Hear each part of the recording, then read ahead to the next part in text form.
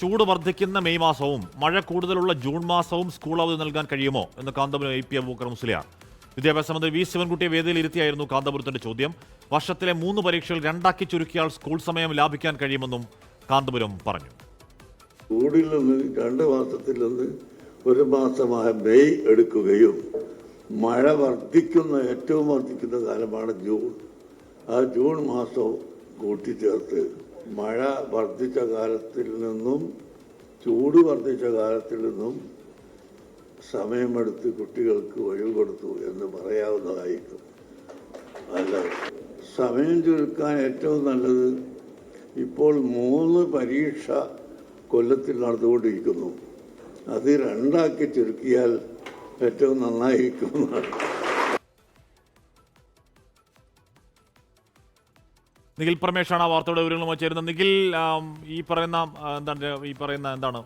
അവധി അത് 2 മാസമായി ഈ പറയുന്ന അവധിയുടെ സമയം മാറ്റണമെന്ന് വിദ്യാഭ്യാസ മന്ത്രി തന്നെ നേരത്തെ ഒരു നിർദ്ദേശം ഇങ്ങനെ ആലോചനയ്ക്കായി വെച്ചിരുന്നു. കാന്തപുരം പറയുന്നത് തർക്കമില്ലാത്ത നിർദ്ദേശമാണല്ലേ നിഖിൽ?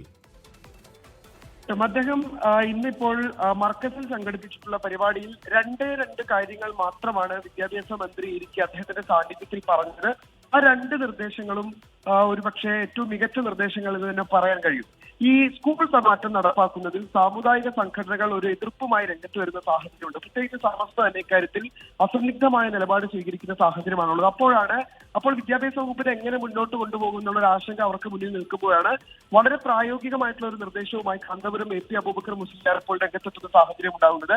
അദ്ദേഹം പറയുന്നത് 2 കാര്യങ്ങളാണ്. ഈ അവധി, അതായത് വേനൽ അവധിയുടെ കാര്യത്തിൽ വേനൽ അവധി ചൂട് നല്ല കൂടുതലുള്ള മെയ് മാസവും മഴ കാര്യമായുള്ള ജൂണിലേക്ക് മാറ്റുകയാണെങ്കിൽ അത് വിദ്യാർത്ഥികളുടെ സുരക്ഷയെ അടക്കം ബാധിക്കുന്ന കാര്യത്തിൽ അത് അല്പം കൂടി ഗുണകരമായിരിക്കും. അതോടൊപ്പം തന്നെ സമയമാറ്റമാണ്. സ്കൂൾ സമയമാറ്റ കാര്യത്തിൽ ഈ 3 ടേം പരീക്ഷ എന്നുള്ളത് 2 കുറയ്ക്കുകയാണെങ്കിൽ അത്രത്തോളം സമയം ലാഭിക്കാൻ കഴിയും. ഇപ്പോൾ സമസ്തയുടെ ഈ മർക്കസിന്റെ സ്ഥാപനങ്ങളിലൊക്കെ അത്തരത്തിൽ 2 പരീക്ഷകളാണുള്ളത്.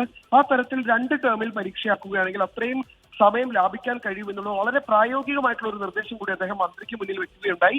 ഇതേ വേദിയിൽ വെച്ച് മന്ത്രി പറഞ്ഞതാകട്ടെ, ഇപ്പോൾ കാന്തപുരം ഉസ്താദ് സൂചിപ്പിച്ചിട്ടുള്ള കാര്യങ്ങൾ പഠിക്കാൻ ഒരു വിദഗ്ധ സമിതിയെ നിയോഗിക്കുമെന്നും പ്രായോഗികമാണെങ്കിൽ ഇക്കാര്യങ്ങൾ നടപ്പാക്കുമെന്നുള്ള ഉറപ്പുകൂടി വേദിയിൽ വെച്ച് അദ്ദേഹം കാന്തപുരത്തിന് നൽകുകയുണ്ടായി. കാന്തപുരം പറഞ്ഞത് മന്ത്രി നല്ല ബുദ്ധിയുള്ള ആളാണ്, അദ്ദേഹത്തോട് എന്തെങ്കിലും കാര്യങ്ങൾ ചോദിച്ചാൽ ഒരു പഠിച്ച ശേഷം ഇക്കാര്യത്തിൽ മറുപടി പറയാമെന്നാണ് അദ്ദേഹം പറഞ്ഞത്.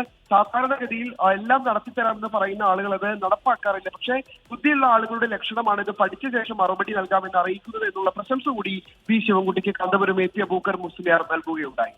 കാശ്മീർ ഓക്കെ, മെയിലും ജൂണിലും, ജനുവരി, മാർച്ച്, ഏപ്രിൽ, മെയ്, ജൂൺ, അപ്പം മെയിലും ജൂണിലുമായിട്ട് അവധി പുനഃക്രമീകരിക്കാൻ കഴിയുമോ എന്ന് ചോദിക്കുകയാണ് കാന്തപുരം. നേരത്തെ തന്നെ വിദ്യാഭ്യാസ മന്ത്രി V ശിവൻകുട്ടി അത്തരത്തിലുള്ള നിർദ്ദേശം മുന്നോട്ടേക്ക് വെച്ചതും അത് ചർച്ചയ്ക്ക് വിധേയമാക്കാൻ വേണ്ടി അദ്ദേഹത്തിന്റെ വ്യക്തിപരമായ നിലപാട് എന്ന തരയ്ക്ക് മുന്നോട്ടേക്ക് വെച്ചതൊക്കെയാണ്. അതിനെപ്പറ്റി ആലോചന നടക്കുന്നുണ്ട്.